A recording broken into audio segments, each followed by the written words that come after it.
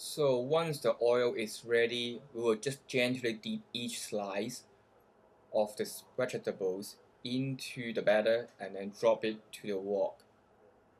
Try not to dump all the vegetable slice into the batter.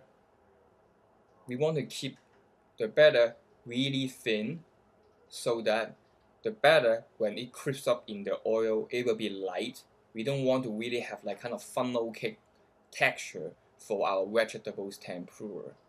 So you see I do the same thing for the zucchini slice just as the eggplant slice. Also the sweet potatoes.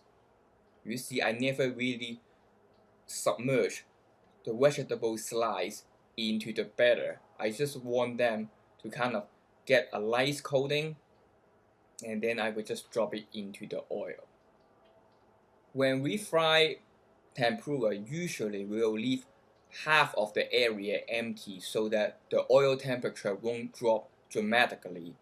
And after 1 to 2 minutes, once we see the coating up, we can flip the vegetable slice. And for 1 or 2 more minutes, when you see they are light brown in color, you can start putting them into the rack baking sheet setup